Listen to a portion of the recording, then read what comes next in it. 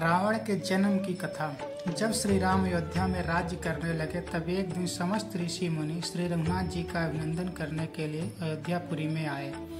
श्री रामचंद्र जी ने उन सब का यथोचित संस्कार किया। वार्तालाप करते हुए अगस्त्य मुनि कहने लगे, युद्ध में आपने जो रावण का संहार किया वह कोई बड़ी बात नहीं है, परंतु दंत युद्ध में लक्ष्मण के द्वारा इंद्रजीत का वध सबसे अधिक आश्चर्य की बात है। यह मायावी राक्षस युद्ध में सब प्राणियों के लिए अवध्य था। उनकी बात सुनकर रामचंद्र जी को बड़ा आश्चर्य हुआ। वे बोले, मुनिवर, रावण और कुंभकर्ण भी तो महान पराक्रमी थे, फिर आप केवल इंद्रजीत मेघनाथ की ही इतनी प्रशंसा क्यों करते हैं? महोदर, प्रहस्त विरूपाक्ष भी कम वीर न थे। इस पर अगस्त्य मुनि बोले, इस प्रश्न का उत्तर देने से पहले मैं तुम्हें रावण के जन्म वर प्राप्ति का विवरण सुनाता हूँ। ब्रह्मा जी के पुलस्त नामक पुत्र हुए थे जो उन्हीं के समान तेजस्वी और गुणवान थे। एक बार वे महागिरी पर तपस्या करने गए। वह स्थान अत्यंत रमणीक था, इसीलिए ऋषियों, नागों, राज ऋषियों आदि की कन्याएं वहां कीड़ा करने आ जाती थी। इससे उनकी तपस्या में विघ्न पड़ता था। उन्होंने उन्हें वहां आने से मना किया। जब वे नहीं मानी तो उन्होंने श्राप दे दिया कि कल से जो लड़की यहाँ मुझे दिखाई देगी वह गर्भवती हो जाएगी। शेष सब कन्याओं ने तो वहां आना बंद कर दिया, परंतु राजर्षि तृणबिंदु की कन्या साप की बात से अनजान थी। उसके कारण उस आश्रम में आ गई और महर्षि की दृष्टि पड़ते ही गर्भवती हो गई। जब तृणबिंदु को यह बात मालूम हुई तो उन्होंने अपने कन्या को पत्नी के रूप में महर्षि को अर्पित कर दिया। इस प्रकार विश्रवा का जन्म हुआ, जो अपने पिता के समान वेदयुद्ध और धर्मात्मा हुआ। महामुनि भारद्वाज ने अपनी कन्या का विवाह विश्रवा से कर दिया। उनके वैश्रवण नामक पुत्र हुआ, वह भी धर्मात्मा और विद्वान था। उसने भारी तपस्या करके ब्रह्मा जी को प्रसन्न किया और यम, इंद्र तथा वरुण के सदृश लोकपाल का पद पाया। फिर उसने त्रिकूट पर्वत पर बसी लंका को अपना निवास स्थान बनाया और राक्षसों पर राज्य करने लगा।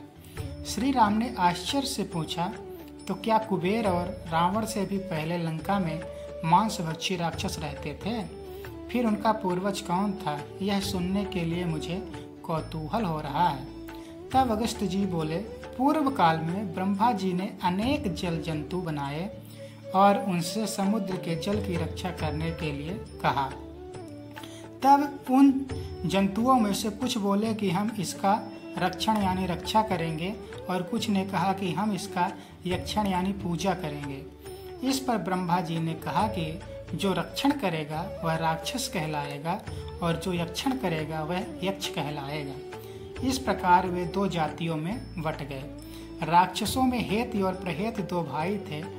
प्रहेत तपस्या करने चला गया, परंतु हेत ने भया से विवाह किया, जिससे उसके विश्वकेश नामक पुत्र उत्पन्न हुआ।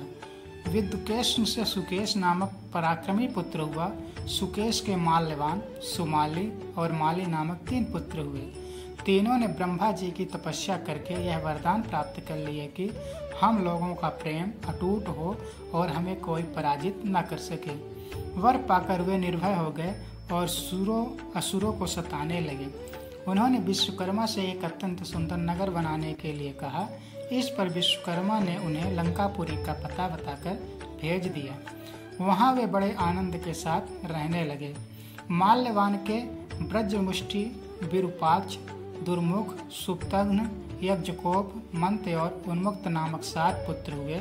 शुमाली के प्रहस्त, अकंपन, विकट, कालिकामुख, ध्रुमाक्ष, दंड, श्रुपाश, संघाद, प्रयास एवं भारकण नाम के 10 पुत्र हुए। माली के अनल, अनिलहर और संपाति नामक 4 पुत्र हुए। ये सब बलवान और दुष्ट प्रकृति होने के कारण ऋषि मुनियों को कष्ट दिया करते थे।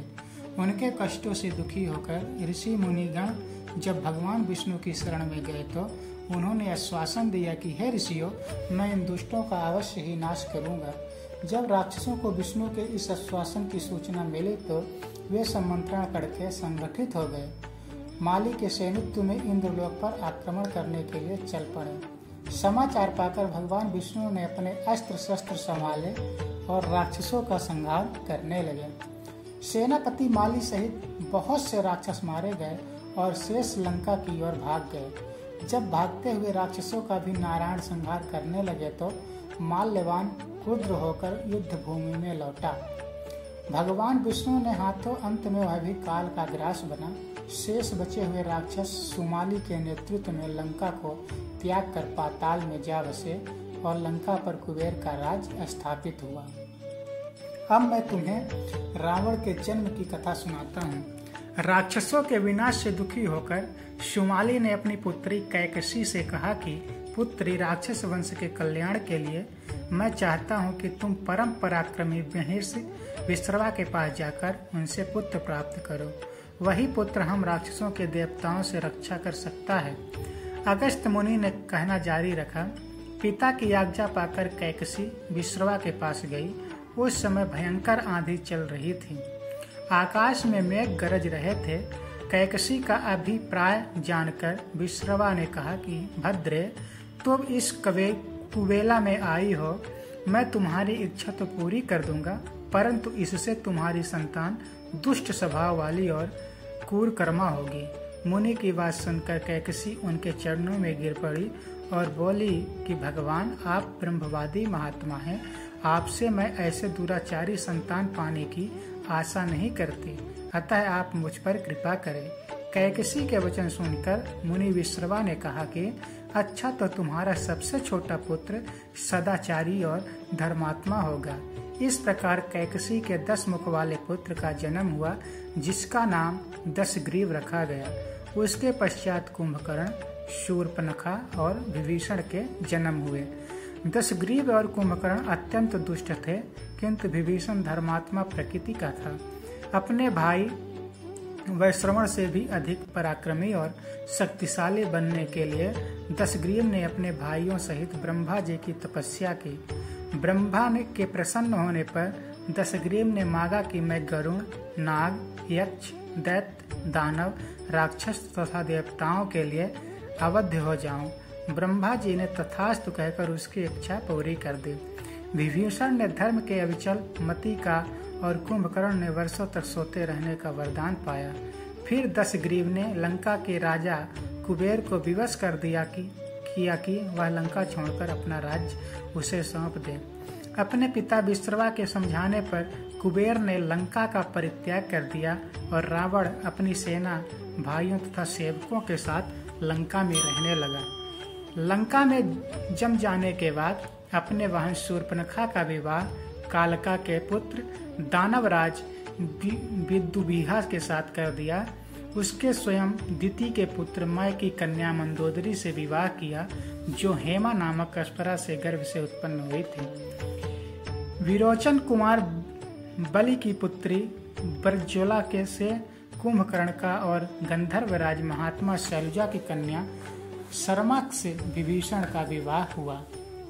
कुछ समय पश्चात मंदोदरी ने मेघनाथ को जन्म दिया, जो इंद्र को परास्त कर संसार में इंद्रजीत के नाम से प्रसिद्ध हुआ।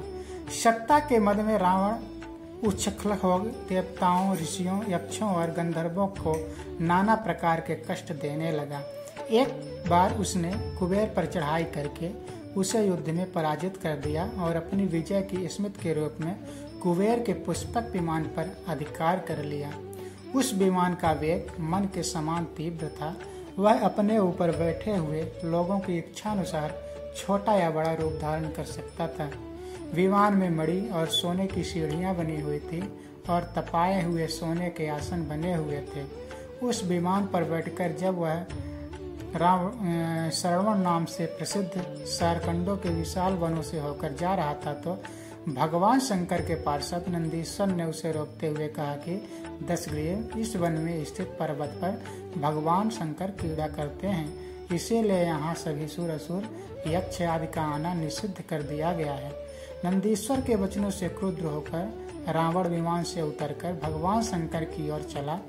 उसे रोकने के लिए उसने थोड़ी दूर पर हाथ में शूल लिए नंदी दूसरे शिव की भांति खड़े हो गए। उनका मुख वानर जैसा था। उसे देखकर रावण ठहाका मारकर हंस पड़ा। इससे कुपित हो नंदी बोले कि दशानन, तुमने मेरे वानर रूप का अवहेलना की है। इसीलिए तुम्हारे कुल का नाश करने के लिए मेरे ही समान पराक्रमी रूप और तेज से संपन्न वानर उत्पन्न होंगे। रावण ने इस ओर तनिक भी ध्यान नहीं दिया और बोला कि जिस पर्वत ने मेरे विमान की यात्रा में बाधा डाली है, आज मैं उसी को उखाड़ फेंकूंगा। यह कहकर उसने पर्वत के निचले भाग में हाथ डालकर उसे उठाने का प्रयत्न किया। जब पर्वत हिलने लगा तो भगवान शंकर ने उस पर्वत को अपने पैर के अंगूठे से दबा दिया। इससे रावण का हाथ बुरी तरह से दब गया और वह पीड़ा से चिल्लाने लगा। जब वह किसी प्रकार से हाथ न निकाल सका तो रोते रोते भगवान शंकर की स्तुति की और क्षमा प्रार्थना करने लगा। इस पर भगवान शंकर ने उसे क्षमा कर दिया और उसके प्रार्थना करने पर उसे एक चंद्रहास नामक खड़ग भी दिया। अगस्त्य मुनि ने आगे कहा, एक दिन हिमालय प्रदेश में भ्रमण करते हुए रावण ने अमित तेजस्वी ब्रह्मस कुशध्वज की कन्या वेदवती को तपस्या करते देखा। उस देखकर वह मुग्ध हो गया और उसके पास आकर उसका परिचय तथा अविवाहित रहने का कारण पूछा। वेदवती ने अपने परिचय देने के पश्चात बताया कि मेरे पिता विष्णु से मेरे विवाह करना चाहते थे।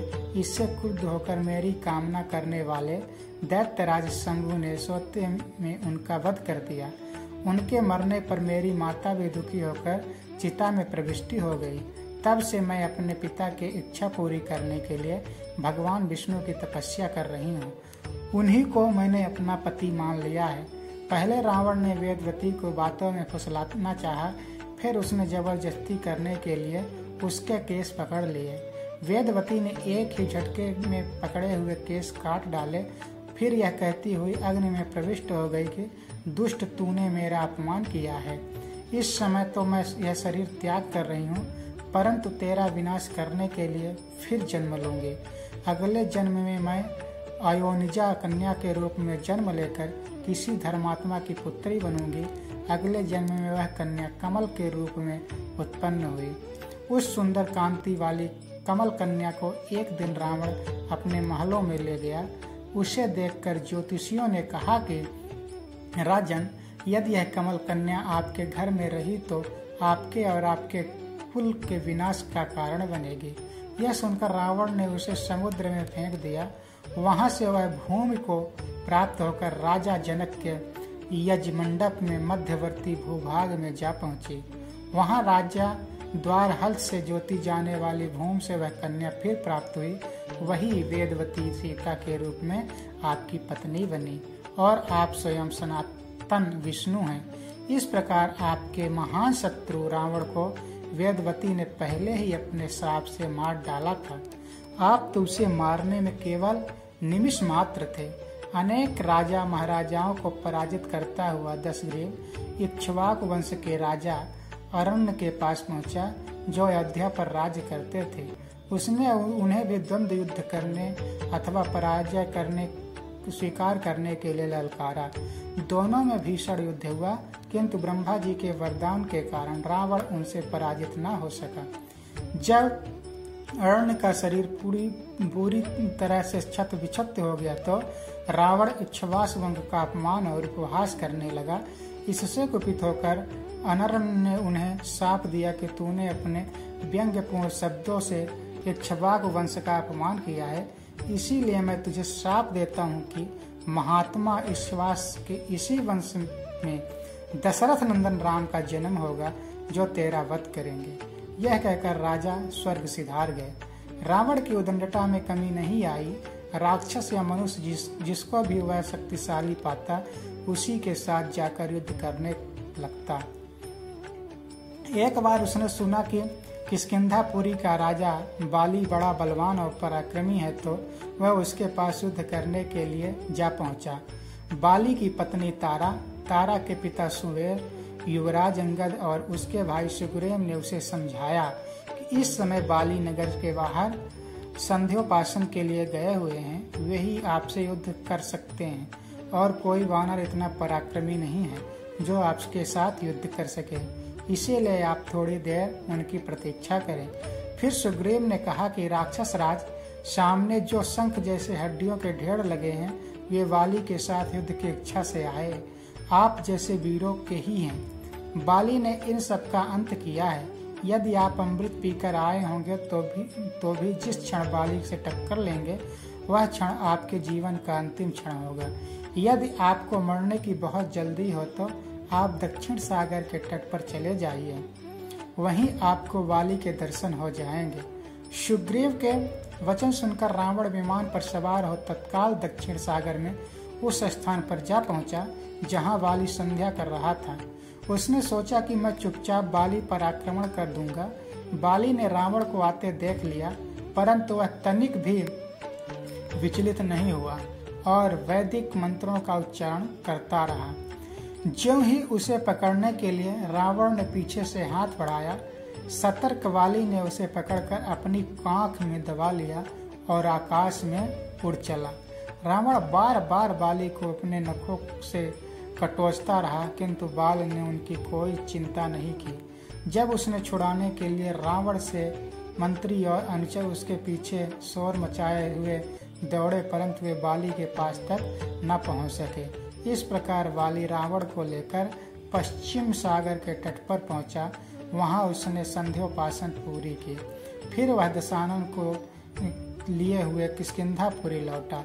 अपने उपवन में एक आसन पर बैठकर उसने रावण को अपनी कांख से निकालकर पूछा कि अब कहिए आप कौन हैं और किसी लिए आए हैं। रावण ने उत्तर दिया कि मैं लंका का राजा रावण हूँ, आपके साथ युद्ध करने के लिए आया था।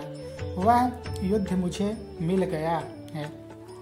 मैंने आपका अद्भुत बल देख लिया। अब मैं अग्नि की साक्षी देकर आपसे मित्रता करना चाहता हूँ। फिर दोनों ने अग्नि का साक्षी देकर एक दूसरे से मित्रता स्थापित की। बोलिए शंकर भगवान की जय, राजा रामचंद्र की जय।